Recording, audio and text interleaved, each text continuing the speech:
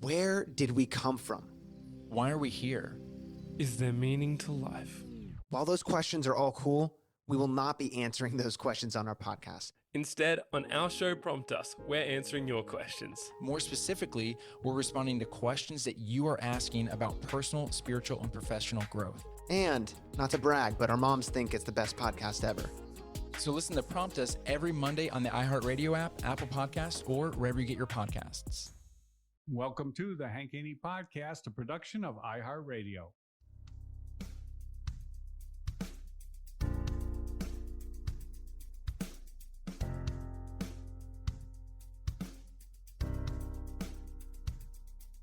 Gonna tell it like it really is. We know Haney doesn't give a Silencing critics, eliminate misses. 2 chips, never accept on shoulders to get better. Everybody knows the name, read about it. We're golf teachers, Hall of Fame. Never doubt it, it's time for the truth. Here's our dude, you're listening to Haney. You're listening to Haney. You're listening to Haney. It's time for the truth, here's our dude. You're listening to Haney.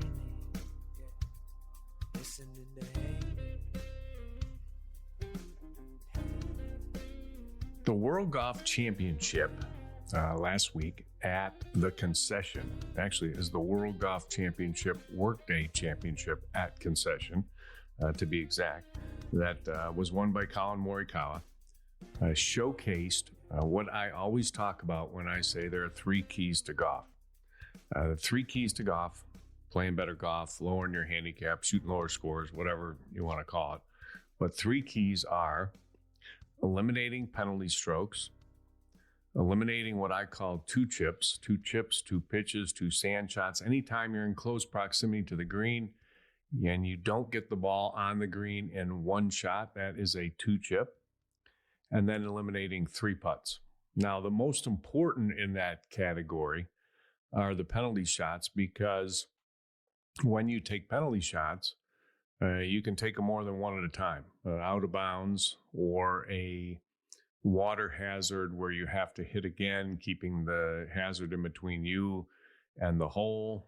Oftentimes results in you gaining really no yardage for your shot at all. Of course, when you hit it out of bounds, you gain no yardage because you have to re-tee from where you just hit it. But those are the maximum penalties. And those penalties I really count as 2 shots, because that's what they are. You hit it out of bounds, you hit the next shot, and you're lying 3, where you would have been lying 1. So those shots are 2-shot penalties. And then I also counted as a penalty, at least in my way of keeping track, when you buried in the lip of a bunker and have to come out sideways, or you hit it in the trees and you have to punch out sideways. You gain little or no yardage with your shot. That's a wasted shot. Or if you're playing in the desert, where I am in Scottsdale, there's a lot of desert golf courses out here. And a lot of times somebody will hit the ball in the desert and they'll have to come out sideways there. So those shots count as a 1-shot penalty. I mean, you could hit a drive up against a tree and have to just chip out. That's a 1-shot penalty. So the penalty shots are the most important in the analysis of what your game looks like and what your game could have been.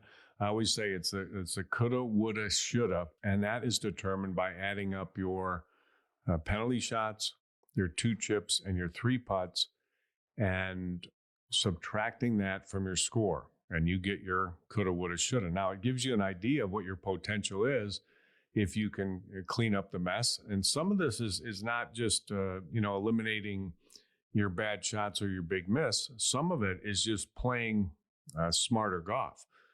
Making sure that you're always focusing on hitting your putts the right speed, worrying less about making it, more about getting it close, thinking about where you would want to putt the next putt from, because there's almost always a next putt. You don't make very many putts. I mean, outside of 30 feet, the pros make about 5% of their putts. You're not going to make a lot of long putts.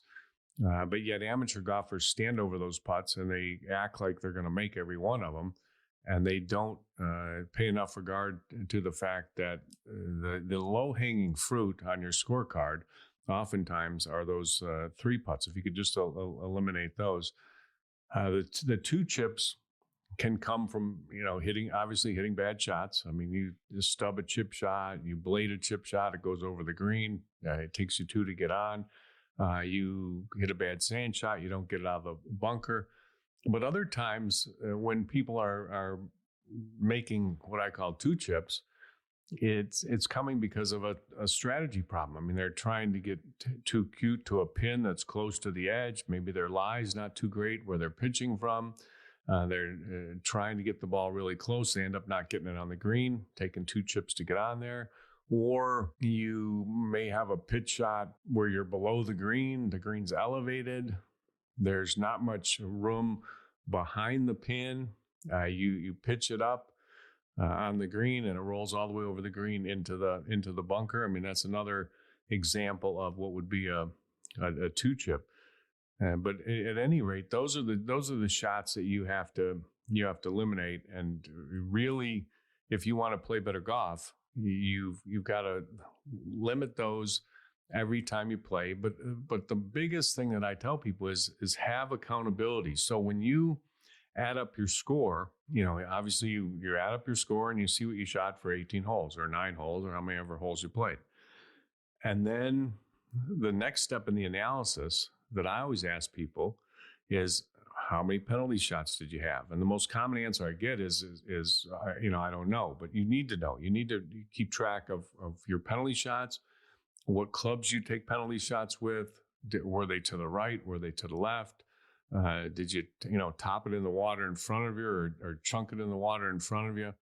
Analyzing your penalty shots and where they're coming is going to a great extent dictate what you're going to practice, because you always want to fix your biggest miss, and your biggest miss is the one that's causing you to take penalty shots. Now, as I said, this was on display at the World Golf Championship event at the Concession Club in Bradenton, Florida this last week, because it's a Florida golf course. And before the tournament, I said this would likely be the case.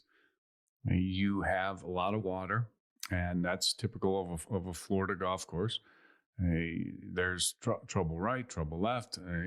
Sometimes it's unavoidable where you've got trouble on both sides, and you just have to absolutely hit a great shot. But there's a lot of penalty shots to be had, bunkers that you could hit in and have to come out sideways.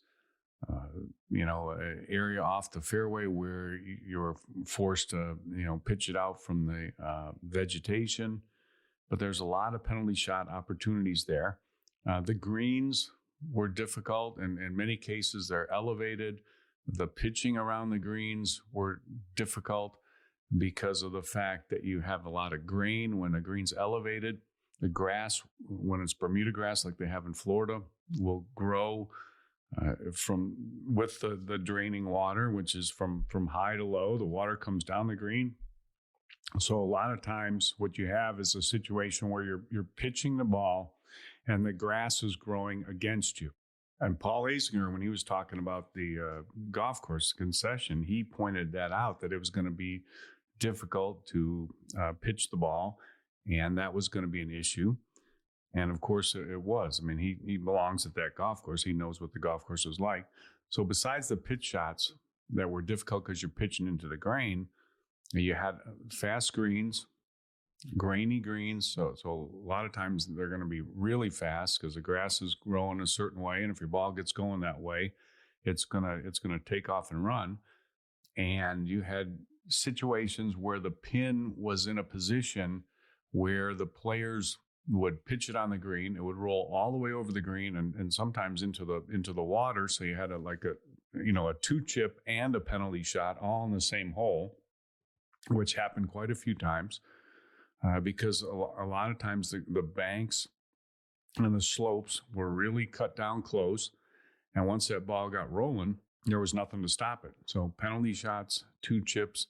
Of course, the 3 putts are always going to be there, especially when you have big greens, because players will hit the greens, but they're going to give themselves long putts, and they're going to have a chance to 3 putt. but when I analyze on the PGA Tour, and it's the same analysis that I do with amateur golfers that are trying to just lower their handicap, whatever their handicap is.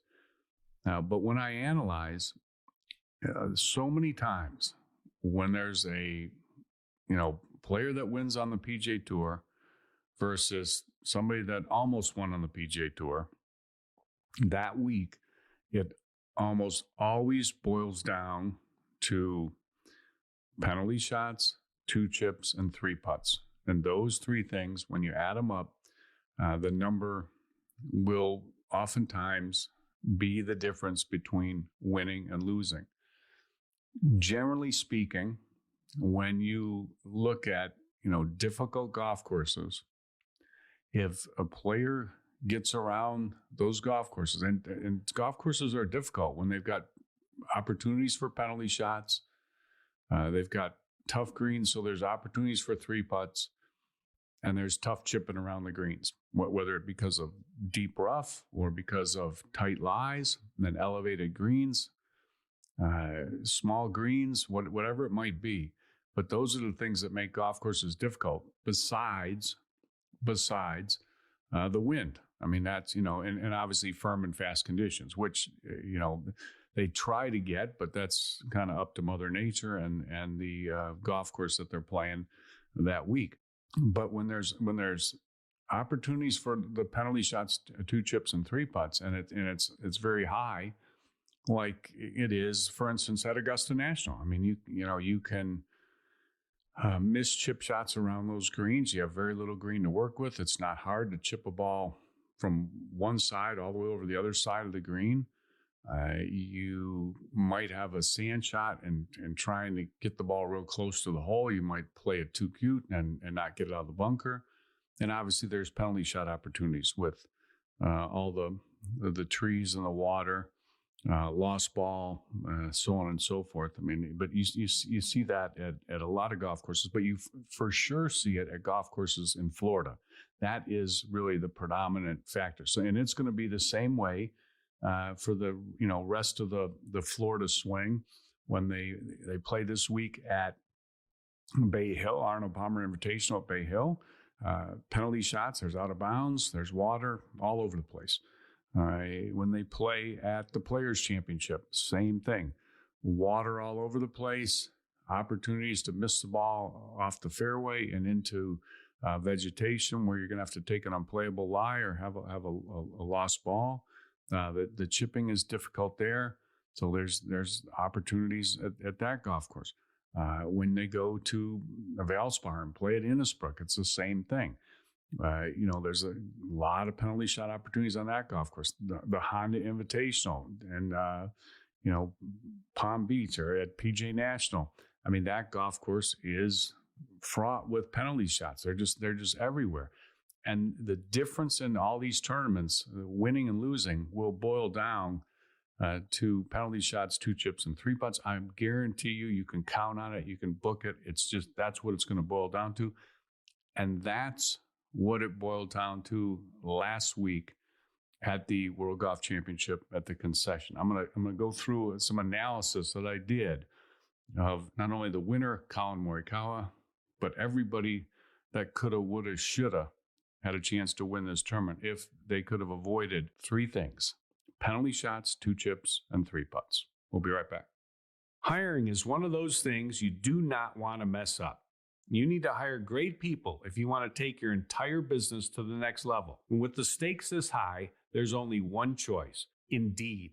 Now, let me tell you why. Indeed.com is the hiring site that helps you find quality candidates instantly with Indeed Instant Match, so you can do the part you really need faster: meeting and hiring great people. Indeed is the #1 job site in the world with more total visits than any other job site, according to ComScore, and according to Talent Nest, Indeed delivers 4 times more hires than all other job sites combined. Unlike other hiring sites, Indeed gives you full control and payment flexibility, delivering a short list fast faster. With Indeed, there are no long-term contracts. You can pause your account at any time, and you only pay for what you need. Indeed searches through millions of resumes in their database to help show you great candidates instantly. With Instant Match, you see a list of great candidates with zero wait. So if you want a quality shortlist fast, you need Indeed. Right now, our listeners can get a free $75 credit to upgrade your job post at Indeed.com/Hank. That's Indeed's best offer available anywhere. Get a free $75 credit at Indeed.com/Hank. Indeed.com/Hank. Offer valid through March 31st. Terms and conditions apply. So what does a running back do after his playing days are over? Hey, this is former NFL star Amon Green. For me, I started a podcast. And now I bring the world of competitive gaming and esports to life with my podcast, Amon Green's Gamers Lounge. I know you guys seen gameplay of Rocket League. What I do, I just drive around and just try not to run into people. I'm apologizing for when I run into somebody. I'm like, oh man, I'm sorry. They're like, okay, you're good, Amon. Whether you're a hardcore gamer like myself or a casual gamer like my boys, Ben and John, or just getting introduced to this world, we got a little something for you. Each episode, we talk with the top video game streamers along with gamers from Hollywood, social media, and pro sports. Former NFL football player Hank Basket has joined us. Boat or plane, Hank? I'm going to go plane. I've seen Titanic. Plus, we'll debate the latest pop culture, run down the newest video game releases, and discuss the shows and movies we're streaming. Listen and follow Amon Green's Gamers Lounge on the iHeartRadio app, Apple Podcasts, or wherever you listen to podcasts.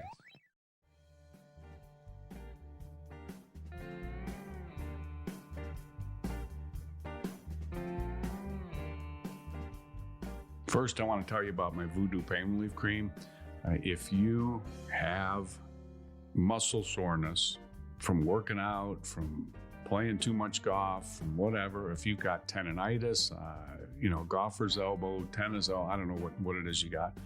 Everybody's got, I don't know anybody that doesn't have something. But you want some temporary relief.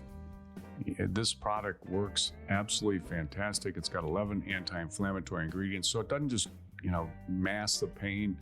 It helps to get rid of the problem that's causing the pain. Give it a try. You can get a free 2-week supply. All you have to do is go to voodoopainrelief.com and just click on the box right on the front page and get your free 2-week supply. So give it a try.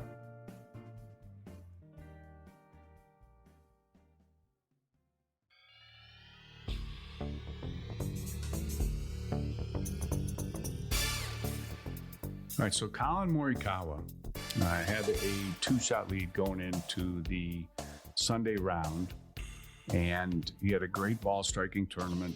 He finished number 1 strokes gained tee to green.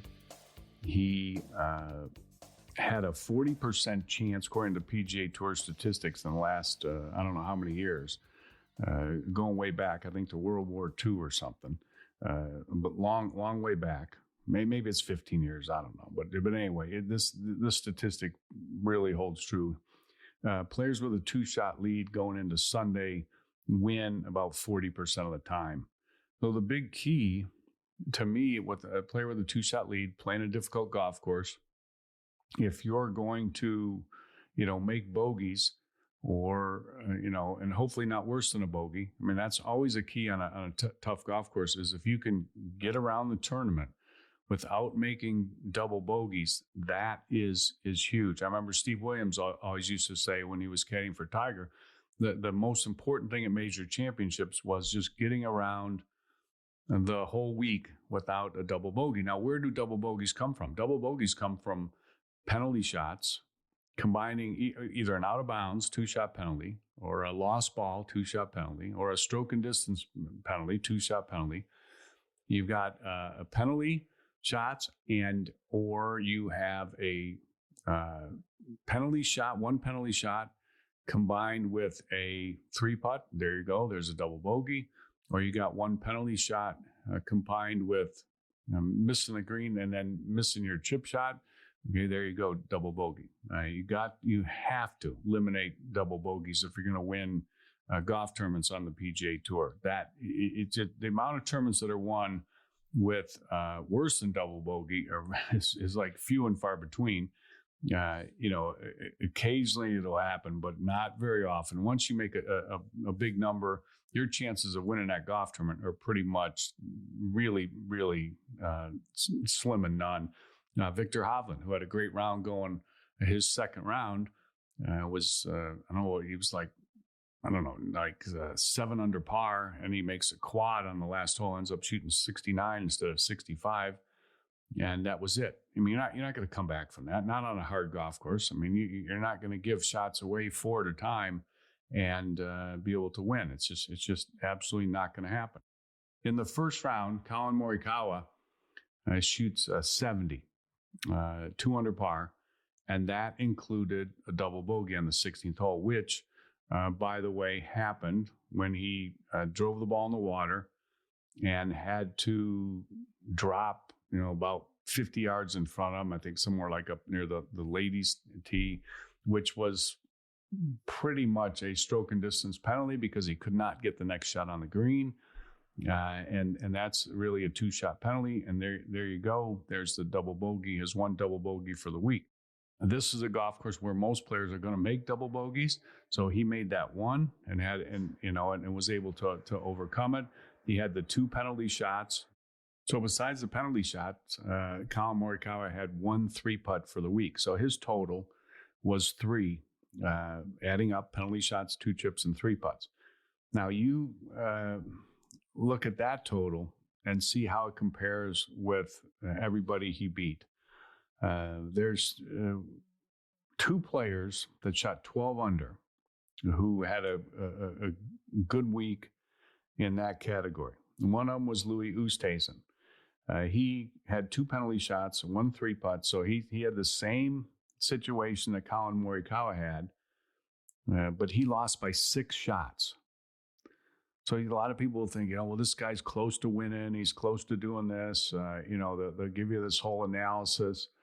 And I always try to look and I think, okay, can we find a way to victory here? Louis Oosthuizen finished tied for 6th. Can we find a way? People say, he's top 10. He's knocking on the door. All right, well, he only had the same amount of penalty shots, 2 chips, and 3 putts as Morikawa had, but yet he lost by 6 shots.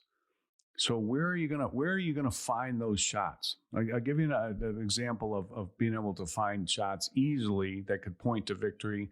Perfect example was the 2019 Masters that Tiger Woods won. Tiger had no penalty shots. Of course, on Saturday, that 3rd round, he hit it into the left trees on 13. And that was going to be a 2-shot penalty, lost ball. The trees kick it out back in the, where he could find it. And he ends up making par. And he ended up the week with just 2 3-putts. That was it. No penalty shots. No 2 chips, no 3-putts, or 2 3-putts. Okay, so his total's 2. Well, now you take that and contrast it with Brooks Koepka, who had 6 3-putts and 5 penalty shots for a total of 11. Now that's about as big a coulda, woulda, shoulda as you could ever find because Koepka, he lost the tournament by 1 shot. To this day, he has to feel like that was his tournament that got away. Of course, that was the great comeback victory after back surgery for Tiger Woods, but that was Koepka's tournament. Easily. If he would have had 4 3-putts and 5 penalty shots, he wins the tournament. If he would have had, 6 3-putts and 3 penalty shots, he wins the tournament. That was his tournament. And when I was coaching Tiger, he won 45% of his tournaments in a 3-year stretch. And I would go back through every tournament and apply the same formula. And honestly, there was hardly ever, using this formula, a tournament that he wouldn't have won. And in fact, somebody came up with the statistic that if Tiger hadn't 3-putted, he would have won 85% of the tournaments he played during that stretch of time. Now, I you could say, okay, well, no 3-putts ever. Yeah, you're going to 3-putt. But that 85% win total with no 3-putts doesn't count any 2 chips, 2 sand shots, leaving it in the bunker and not getting it out, chipping it over the green. That doesn't count any penalty shots either. Of course, he didn't have that many penalty shots. It certainly didn't take 2-shot penalties. As much as he was criticized with the driver, he was not a penalty shot taker during that period of time in his career. But the fact is applying this formula, I could find my way to victory in most every tournament. Now, you hit bad shots a lot of times when you take those penalty shots, so you got to eliminate those bad shots. But it gives you an idea that, hey, it's out there. How's Louis Oosthuizen going to logic himself to victory when he lost by 6 and had the same amount of penalty shots and 2 chips and 3 putts as the player who won it? It's really hard to do. I mean, you got to think, okay, I had to make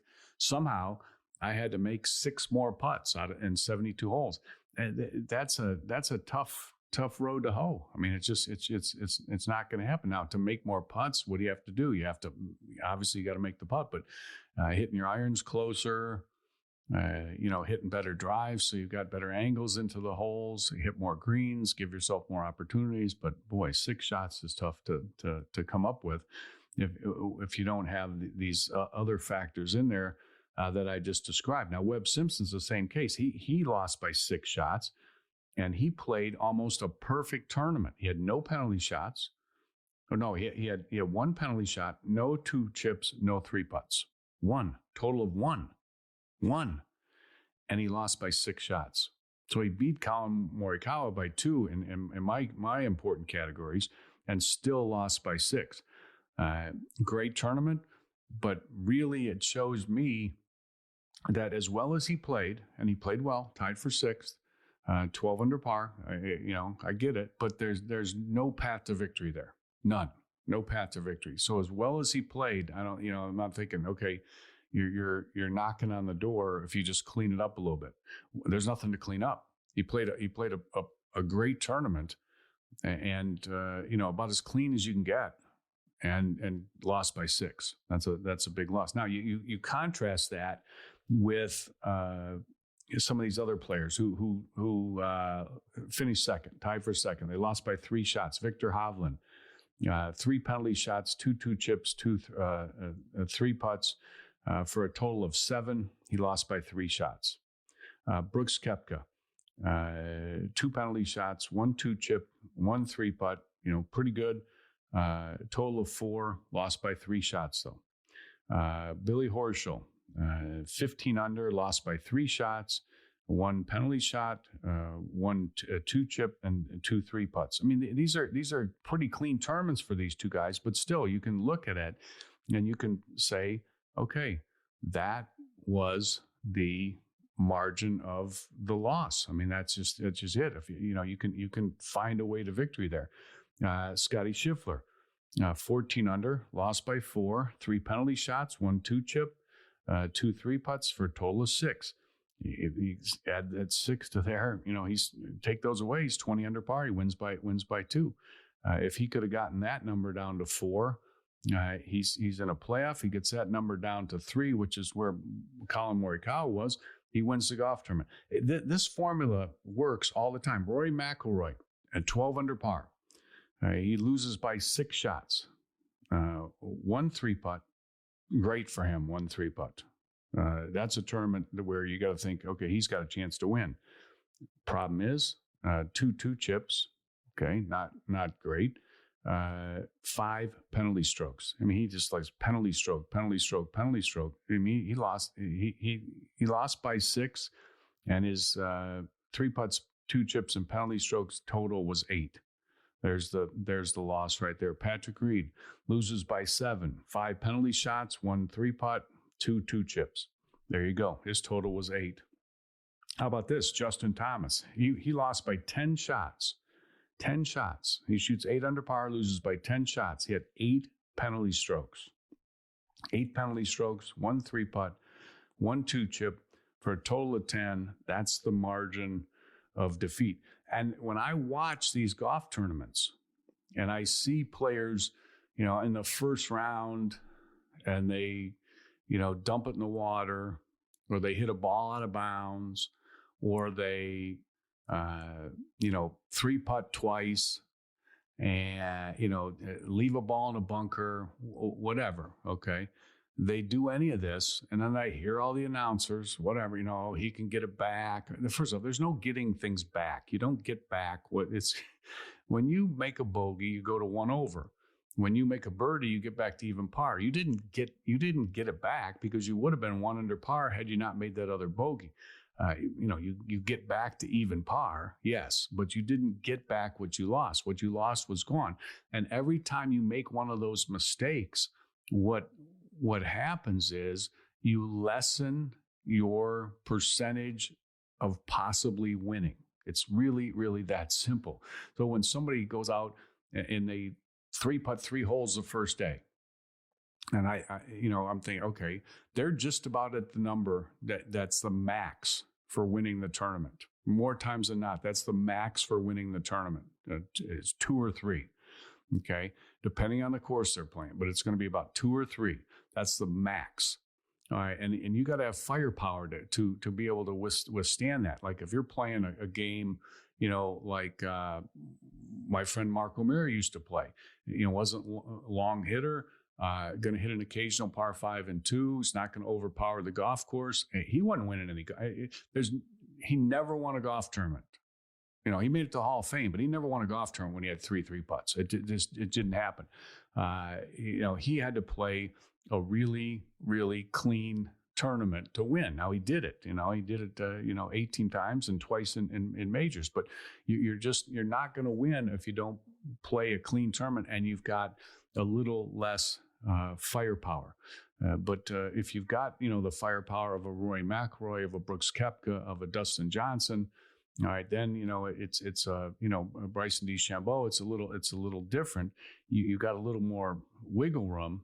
But, you still don't have a lot. So anyway, I'm listening to these announcers and they say, oh, you can get it back. He's still in the tournament. Yeah, I mean, that's true. But you got 54 holes to go. If you've made 3 putts in the first round, you've got 54 holes to go. And you can't have a 3-putt, a 2-chip, or a penalty stroke.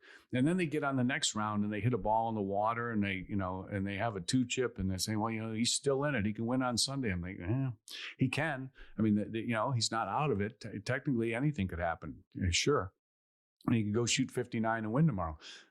But the fact is do you know what percentage of players win tournaments on the PGA Tour when they have for the week a total of 5 penalty shots, 2 chips, or 3 putts altogether?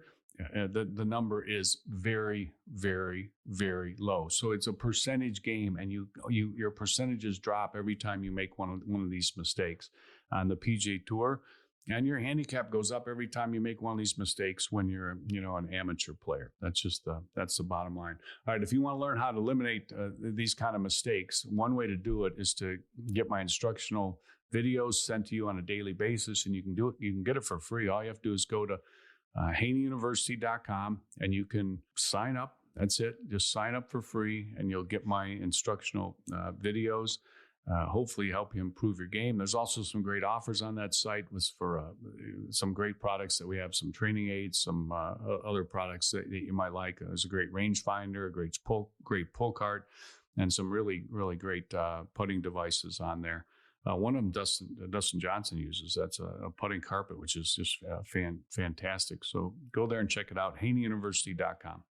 Hey, I'm billion-dollar broker Ryan Serhant, and I want to tell you about my new podcast, Big Money Energy. What's Big Money Energy? Big Money Energy is the vibe you get from someone who is crushing life in every way. I talk to some of the most accomplished people on the planet to find out what they did to get there. So if you're interested in entrepreneurship, building wealth, and learning better habits from some of the most successful people in the world, then this is the podcast for you. Listen to Big Money Energy on the iHeartRadio app, Apple Podcasts, or wherever you get your podcasts.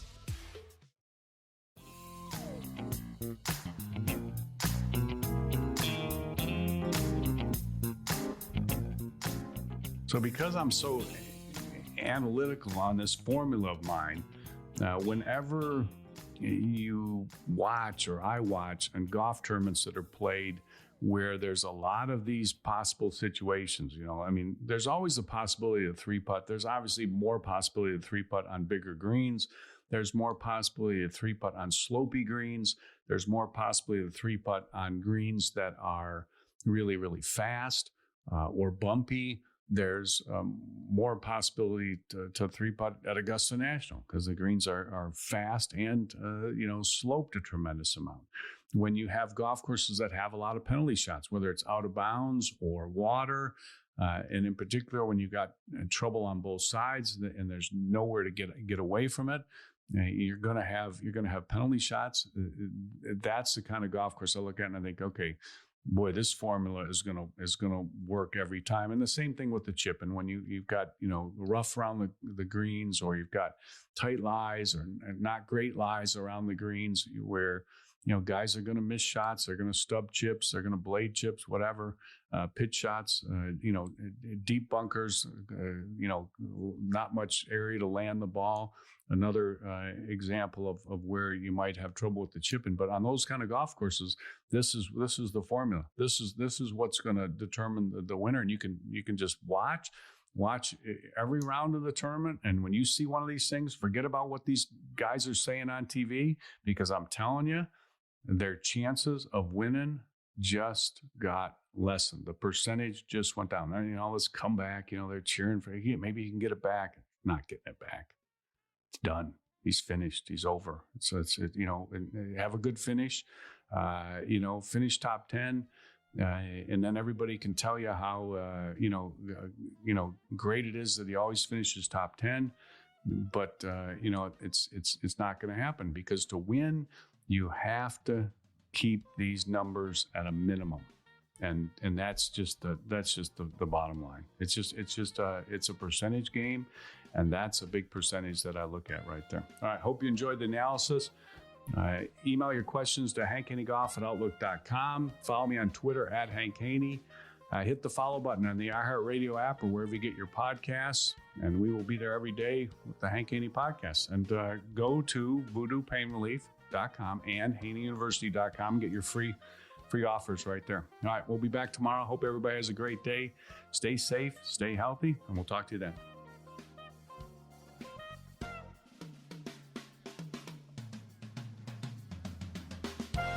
The Hank Haney Podcast is a production of iHeartRadio. For more podcasts from iHeartRadio, visit the iHeartRadio app, Apple Podcasts, or wherever you listen to your favorite shows.